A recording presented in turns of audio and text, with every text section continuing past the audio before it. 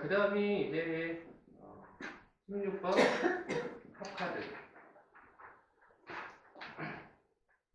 자, 탑이라는 명칭에서 느껴지는 거는 우리는 크게 와닿지가 않아요. 왜냐면 동양에서의 탑들은 대부분 우리가 뭐 다보탑, 척박탑 이런 것들은 그 형태를 세워놓고 기도하는 공간이에요. 그러니까 서양의 탑과 동양의 탑은 받아들이는 이미 느낌이 완전히 달라요. 자, 서양의 탑은 뭐냐면 기본적으로 그 탑에 뭐가 있냐면 사람들을 감옥이 있어요.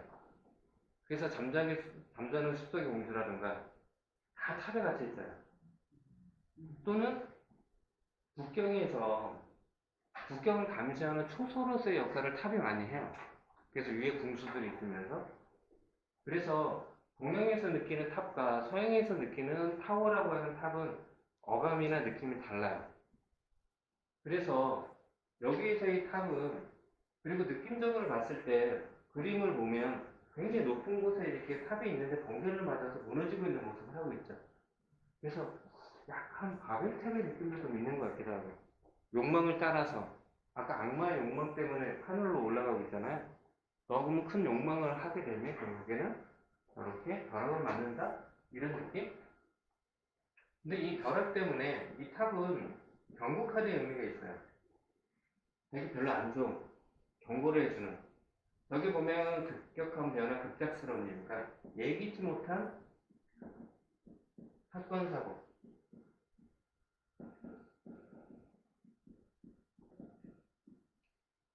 저는 악마 카드를 제일 안 좋은 카드로 보고 있는데 많은 타로 하시는 분들이 이 카드를 굉장히 안 좋게 봐요. 제일 안 좋은 카드라고 손을 꼽아요. 왜냐면 예기치 못하는 것 때문에 대책 없이 갑자기 아침에 출근하려고 딱 나왔는데 문자가 왔어요. 띵동하고 봤더니 당신은 해고되셨습니다라고 문자가 온다거나 그러니까 너무 대책 없이 무슨 일이 터졌을 때 그래서 어떤 일이냐 어떤 사건 사고냐 여러분들이 생각하고 있는 모든 사건 사고일 수가 있어요. 다만 거기서 죽음만 빼세요. 죽음을 제외한 모든 사건 사고. 왜 죽음을 빼려고 하냐면 번개를 맞잖아요. 정말로. 근데 여기 남녀가 왕과 앙금을 보여요. 왕가를 썼기 때문에. 그러니까 그래요. 그럼 땅에 떨어 죽을 것 같잖아요. 근데 탑에도 불이 났지만 주위에 보면 이렇게 불꽃이 흩날려요. 이 불꽃을 요오드라고 해서 신의 은총이라고 해요. 그러니까 추락을 해도 신이 은총을 내리기 때문에 죽지는 않을 거야. 라는 게 그림에서는 어느 정도 내포되어 있어요. 그래서 죽음을 제외하라는 얘기를 드린 거고요. 자, 그러면 우리가 생각하는 제일 안 좋은 사건, 사고. 보통 보면 뭐 파산, 이별. 요즘은 제일 아픈 게 이거죠. 해고. 당신 딸렸어. 그러면 갑자기 뭐 먹고 살지? 이 험난한 세상. 그리고 뭐 파산이야 당연히 거고 이별. 그 이별 때문에 헤어져서 그 괴로움에 굉장히 안 좋은 선택하신 분들 굉장히 많잖아요. 그러니까 정말로 가슴 아프죠. 갑자기 일어나는 거예요. 어제 멀쩡히 같이 술 한잔 먹고 헤어졌는데 다음날 잠수를 탔더니 카톡으로 우리 헤어져 잃어버리면 그 대신에 이 모든 것들을 여기서는 한편으로 긍정적인 요소는 뭐냐면 아까 전에 탑은 감옥이거나 아니면 국경에 있는 초소예요. 자 그럼 보통 감옥이라고 한다면 감옥에 갇힌 사람은 하루에도 나올 수 있을까요? 못 나와요. 본인의 의지로 갇혀있는 거기 때문에 그러니까 아무리 나오고 싶어도 그러니까 여러분들이 죄도 없는데 교도소에 갇혔어. 상상을 하는 거예요. 벗어날 수가 없잖아요. 근데 어느 날 지진이든 벼락이 있어서 벽이 무너졌어. 그러면 어떠실 것 같아요? 그냥 가만히 거기서 기다리나요? 다 도망가요. 만약에 전쟁포를 잡혔어요. 감옥이니까. 그럴 상황이면 그렇게 벽이 무너졌어. 그럼 다 탈출을 해요. 근데 탈출하다 잡히면 어떻게 될까요? 죽을 가능성이 커요. 저기 동남아시아나 이런 데 쓰나미나 나가지고 지진 나가지고 교도소가 무너졌는데 거기 죄수들 다 도망가요. 그런 거 다 잡힐 텐데 대부분은.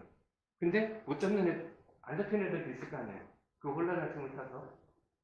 그러니까 여기 있으면 어차피 감옥에 있는데 무너지면 잡히더라도 탈출을 해요. 더 안 좋은 일이 생기더라도 기본적으로 탈출을 해요. 그래서 여기서 주는 게 긍정적인 건 뭐냐면 해방이에요. 구속되고 갇혀있는 데서 갑자기 풀려나는 거예요. 자, 이 해방이라는 거에 대해서 정확히 인지를 해야 돼요. 8월 15일이 광복절이라고 하지만 정확히는 해방이에요. 왜냐면 우리가 치열하게 전쟁을 해서 되찾았다 그러기보다는 일본 왕이 원자폭탄 2방 맞고 항복하는 바람에 갑자기 풀려나는 거예요. 그래서 그렇게 갑자기 풀려나게 되면 프랑스 같은 경우는 나치의 침공을 당했을 때 레지스탕스나 굉장히 치열한 전투를 했어요. 연합군이랑 같이 어떻게 해서든. 그래서 자기들이 찾았어요. 그러니까 해방이 아니죠. 근데 우리나라는 광복군이 있어서 전쟁에 참여하기 전에 해방을 해봤단 말이에요. 그래서 어떻게 됐냐면 그냥 무정부 상태가 돼요. 갑자기 해방을 맞으면 무정부 상태가 돼요. 그래서 거기에서 오는 혼란들이. 그래서 2차 세계대전 이후에 보면 대국주의가 없어지면서 대부분 이제 해방을 해요. 식민지들이. 그런 나라 중에 지금 선진국 반열에 오른 거는 우리나라밖에 없어요. 대부분 다 밑에 있어요. 대부분 동남아시아나 저쪽 아프리카나 이런 쪽이나 남미나 정상적인 나라가 거의 존재하지 않아요.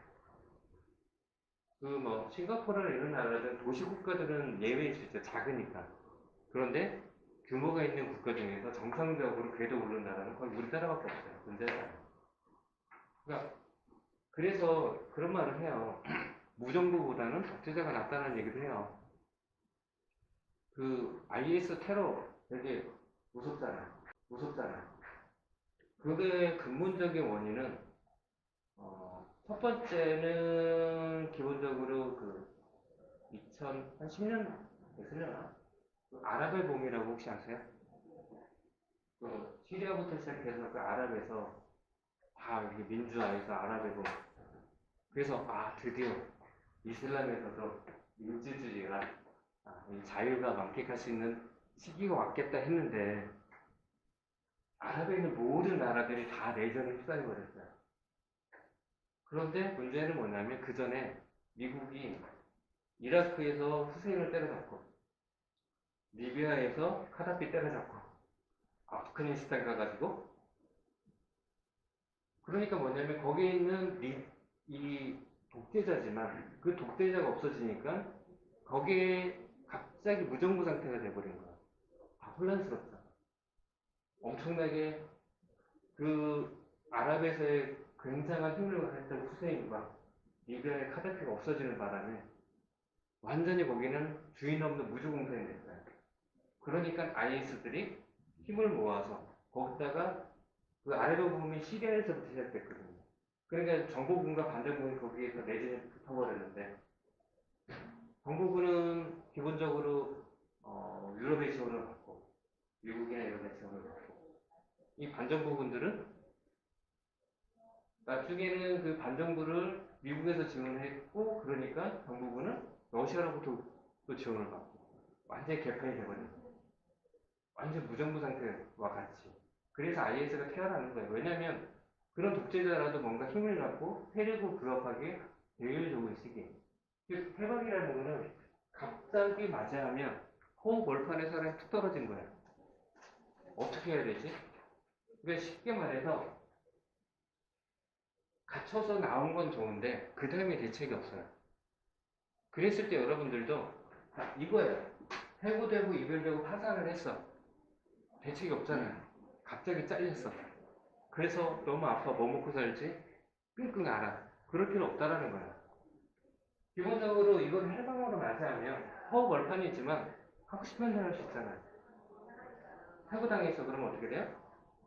일로부터 해방이 됐잖아요. 아침에 일찍 일어날 필요 없어. 항사로부터 구사래도 안 먹어.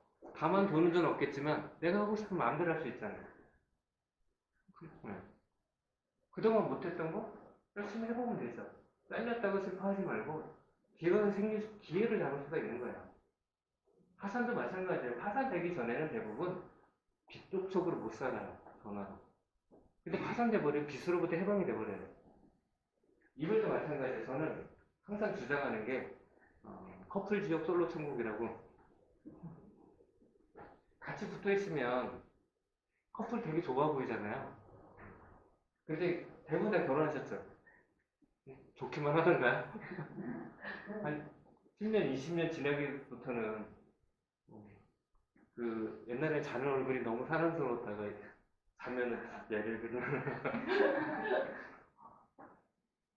그러니까 뭐냐면 같이 오랫동안 같이 있다고 보면 그러니까 연애할 때는 가끔 보니까 좋은 거예요. 근데 매일 만나면 이 사람의 단점들이 보이기 시작을 해요. 그래서 정말 결혼해서 같이 사는 게 정말 힘들어요. 그래서 요즘에 주말 부부들이 3대가 덕을 쌓아야 되는 거죠. 주말에 한번 보는 게 너무 좋아. 괜찮아요. 저번에 그 한 끼 집쇼인가? 그 강호동 나와서 그 얘기 들었더라고요. 부산 쪽인지, 부산은 아니었는데, 갔는데, 그 남편이 선장이었어요. 그러니까 나이가 70이 돼가지고 이제 은퇴를 했대요. 그러더니, 그래서 지금 남편, 뭐 하려고 하시냐고 그랬더니, 그래도 지금 배를 또 탈 수 있는지 알아본대요. 그래서 아내를 말린다고 하는데, 속으로 되게 좋아한대요. 왜냐면 보통 선생님이 외형 여선을 타면 짧으면 6개월, 길면 한 1년씩 있다가 와서 한 3개월 쉬었다가 또 나가고 이러는 경우가 많은데 이제 은퇴하고 오니까 한 1년을 넘게 집에만 있으니까 아내가 미쳐버리겠다고 얘기를 하더라고요. 그래서 요즘은 남자들은 성시기가 되면 안 되잖아요. 그러니까 기본적으로 분명히 이 상태에서는 굉장히 아파요. 회사 잘렸는데 잘 잘렸어 이런 사람도 없을 거고요. 헤어졌는데 막 슬퍼 죽겠는데 잘 헤어졌어 그러면 옆에서 깜맞죠. 그렇지만 우리는 상담을 해줄 때는 그 아프다고 해서 그냥 위로해주면 그걸로도 공감을 받긴 하겠지만 좀 더 긍정적으로 별거 아니야. 헤어졌다고 회사에 잘렸다고 해서 아파트 옥상이나 뭐 한강다리 갈 필요가 뭐가 있어요. 새로운 기회가 열린 거예요. 이별하면 세상에 반하는 여자고 세상에 반하는 남자예요. 너무나 많은 사람이 열려있어. 얼마나 좋아요. 회사에 잘렸어도 마찬가지로 내가 하고 싶은 일, 회사 다니며 못했던 일을 할 수 있는 기회가 생겼어요. 이 기회에 내가 배우고 싶었던 거, 내가 하고 싶었던 거 해보는 거죠. 그래서 이거를 너무 아프게만 생각할 필요가 없다라는 거예요. 그래서 이 카드가 굉장히 안 좋지만 상담할 때는 안 좋게로만 하지 말고 그 사람한테 뭔가 희망을 줄 수 있는. 그런데 그 다음